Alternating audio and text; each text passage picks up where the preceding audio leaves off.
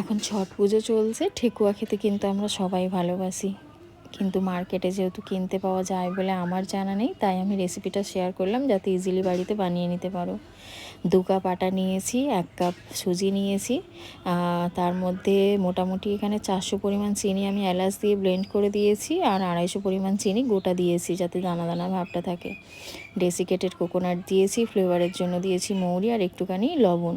আর ঘিটা প্রায় 500 গ্রামের মতো ঘি দিয়ে এটাকে ময়াম দিয়ে নিয়েছি, আর অল্প একটু জল ছড়া দিয়ে দিয়ে মোটামুটি ডোটাকে আমি রেডি করবো। এটা কিন্তু আটা বা ময়দার মতো নরম ডো হবে না।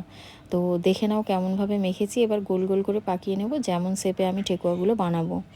তারপরে একটা ছাঁচ লাগবে, বাড়িতে যদি ছাঁচ না থাকে তোমরা নর্মাল গোল করে যে কোনো স্টিকের সাহায্যে বা ছুরির ডগ দিয়ে একটুখানি ডিজাইন দিয়ে নিতে পারো। এই রকম ছাঁচ যে থাকতেই হবে সেটা কোনো ম্যাটার না। তার মধ্যে একটু ঘি বা তেল ব্রাশ করে নিয়ে জাস্ট চিপে দিলেই রেডি। এরপরে সাদা তেল গরম করব, করেই ঠেকুয়াগুলো ভাজার একটা প্রসেস আছে। গ্যাসের ফ্লেম কিন্তু কোনো দিন হাই করে ঠেকুয়া ভাজা যায় না, তাহলে সেই খাস্তা ব্যাপারটা আসবেই না।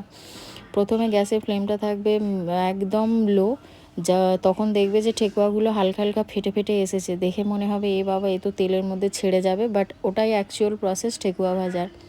যখন দেখবে যে ঠেকুয়াগুলো মিডিল থেকে ক্র্যাক মতো হয়ে এসেছে, তারপরে গ্যাসের ফ্লেমটা একটু হাই করে ভালো করে ভেজে নিয়ে ঠান্ডা হলেই একদম মুচমুচে রেডি ঠেকুয়া।